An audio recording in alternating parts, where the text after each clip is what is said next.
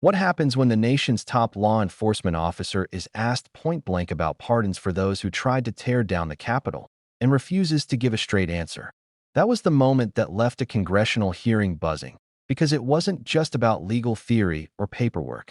It was about whether the rules of democracy can be bent, twisted, and even broken for the sake of political loyalty.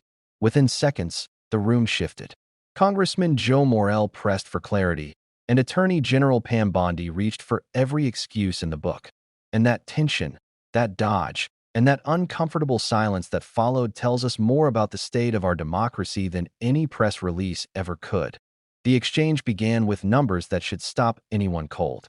In 2024, Capitol Police identified nearly 9,500 threats against lawmakers. Chairman and Ranking Member Meng for holding this important hearing, and thank you, Attorney General Bondi, for appearing before us today. Madam Attorney General, I serve in addition to the Appropriations Committee as a ranking member of the Committee on House Administration.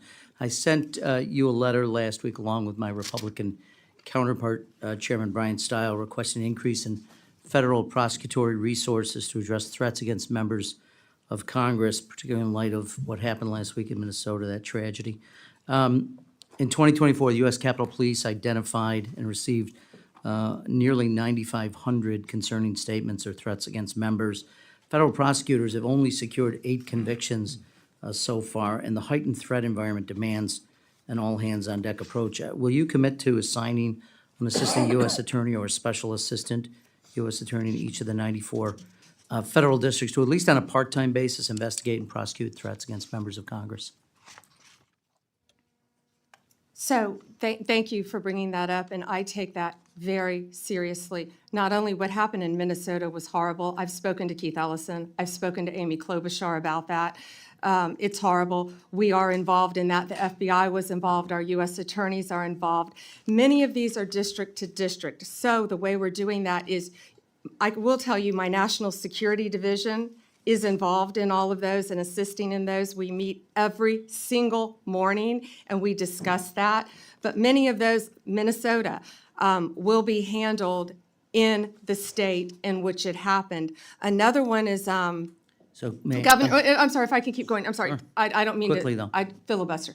Governor Shapiro and what happened in Pennsylvania with Governor Shapiro. I've spoken to Governor Shapiro. We are working hand in hand, our U.S. attorney with the district attorney there, hand in hand, just like in Minnesota. I made sure our U.S. attorney and our district attorneys there were working hand in hand.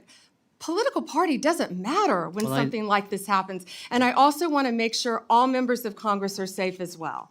Okay, and I would reiterate, Chairman Stile and I think Chairman Stile and I agree that at least a part-time in each of the 94 districts would be appropriate. Let me change topics for just a moment.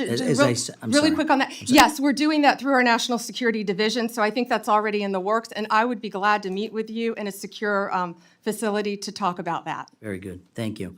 Continuing, in addition to my role here, the committee that I serve on as an authorizer oversees Capitol security as well as federal elections, so I'm closely following the aftermath of January 6th. Recently, several defendants who received presidential pardons related to that day are now arguing in court that the pardon covers crimes like, for instance, illegal firearm possession discovered in a search of an individual's home in California months after January 6th. What's your position on whether the pardons cover these separate offenses? The pardon power rests with the president, not the Department of Justice, and some of that is pending litigation, and I cannot discuss pending litigation. Well, I'm not asking you about who has the right to a pardon. I think as the Department of Justice in February wrote, the pardon is an act of grace which removes the punishment from a crime a person has committed. It further said, in its effect, the granting of a pardon is in no sense the overturning of a judgment of conviction. It is an executive action that mitigates or sets aside punishment. So as the chief law enforcement officer, what's your opinion, not the president's power of whether he can offer a pardon, that's pretty clear in the Constitution, but for crimes committed unrelated to January 6th, would you suggest that the pardons would cover activities or crimes potentially committed outside of that by the same person? Well, I don't know if you're referring to Joe Biden pardoning his son after he said he would not pardon Hunter Biden, or the No, I actually commutation referred to of all January the, 6th. I'm sorry. all the sentences that, Well, the people that were on death row. I've met with those families, No, and I- all of those sentences were commuted. I'm not going to comment on pardons on either side of the aisle. So, well, I'm not asking about either side. I'm asking, you're the chief law enforcement officer in the United States. You have a responsibility directly, but you swore an oath to the Constitution, not the president. Want to know what your views are on the extent to which pardons cover potential crimes committed by individuals who have been pardoned but unrelated to January 6th. Do you mean the ones that were done by the auto pen? I'm not going to discuss right. anything that Mr. could be Chairman, or not be I pending litigation. respectfully, you know, Ms. DeLauro accused you of filibustering. I think that's the height of filibustering. This is a serious, serious topic. And for you to suggest that you don't have an opinion or to divert to other things that have nothing to do with January 6 pardons, I think is frankly demeaning to your responsibilities and your job. With that, I'll yield back. 9,500 moments where elected officials feared for their safety, their families, and their lives. And yet, federal prosecutors have managed to secure only 8 convictions. 8. Think about that for a moment. Imagine a neighborhood plagued by thousands of violent incidents, and only a handful of arrests actually stick. That's not a functioning system. That's a system in free fall. But instead of reckoning with that failure, Bondi used those statistics as a shield, redirecting attention away from the issue Morell had raised and into safer political territory, because what Morell was asking about was not vague, not hypothetical, and not just some courtroom puzzle. He wanted to know, are pardons being used as get-out-of-jail-free cards for the people who stormed the Capitol? And if so, do those pardons stretch far beyond January 6th itself? It's a question that cuts to the core of accountability. Pardons are supposed to be rare acts of grace, not tools of corruption. But instead of addressing that, Bondi pivoted. She tried to talk about threats, about Biden, about unrelated cases. The pivot was sharp, almost rehearsed, and it exposed something deeper: the unwillingness to confront the uncomfortable reality that pardons are being twisted into political weapons. And make no mistake, this wasn't just a clever debate move.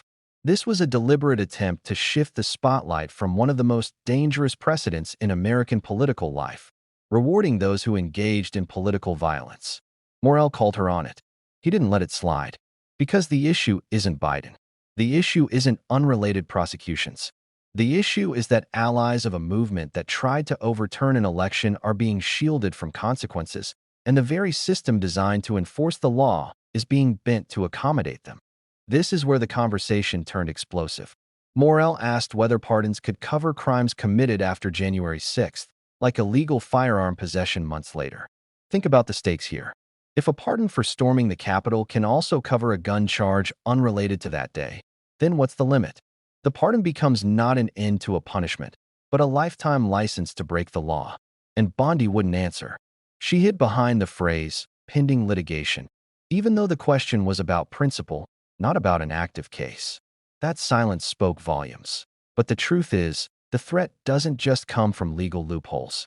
It comes from the pipeline of extremism itself. The same rhetoric that fired up the mob on January 6th is fueling the rise in threats against members of Congress today. The same networks, the same platforms, the same ecosystem of outrage that celebrated storming the Capitol now drives a steady stream of violence and intimidation. Morell knew it, and Bondi knew it too. Yet she condemned the threats in public while continuing to protect the political machine that produces them. That's the contradiction at the heart of this crisis. On one side, public statements about safety. On the other, a quiet refusal to hold allies accountable. And here's the real scandal. The justice system isn't failing by accident. It's failing by design. When the violence comes from extremists who are politically useful, the machinery of enforcement slows down. The FBI passes the buck. U.S. attorneys hesitate. The Department of Justice splinters into jurisdictional debates. And in the end, out of thousands of threats, we see 8 convictions. That's not a lack of resources. That's a lack of will. Because political leaders want to look tough on crime, except when the crime comes from their own base. That's why this hearing mattered. Morell wasn't just asking questions. He was exposing the fault lines in our democracy. Every dodge, every filibuster, Every refusal to take responsibility peeled back another layer of the problem. The pardon debate wasn't just a legal back and forth. It was a window into how political violence is being excused, rationalized, and in some cases, rewarded. And if that pattern continues, the consequences won't just be more hearings. There'll be more violence, more threats, and more erosion of public trust. Pardons are supposed to be acts of mercy, not weapons of politics. But what this exchange revealed is that the line has been blurred. When Bondi insisted she couldn't comment, she wasn't being neutral. She was making a choice to protect a system that allows political allies to benefit from special treatment. And that choice sets a precedent with dangerous ripple effects. Because if pardons can be stretched to cover crimes beyond the original offense, if they can be used to protect allies while silencing critics, then we are watching the slow transformation of the presidency into something closer to monarchy. That's not exaggeration. That's the reality of unchecked power. Imagine a future where any president, Republican or Democrat, can hand out pardons like political currency. Friends get a free pass. Enemies get crushed. Accountability disappears. And the public? They're left wondering if the justice system even belongs to them anymore. That's why outrage is spreading across the country. People aren't just worried about who gets pardoned. They're worried about whether the rule of law means anything at all. And in that moment, Joe Morell's persistence mattered. He wasn't content to let Bondi deflect, to let her talk about Biden, or to let her drown the issue in vague references to national security.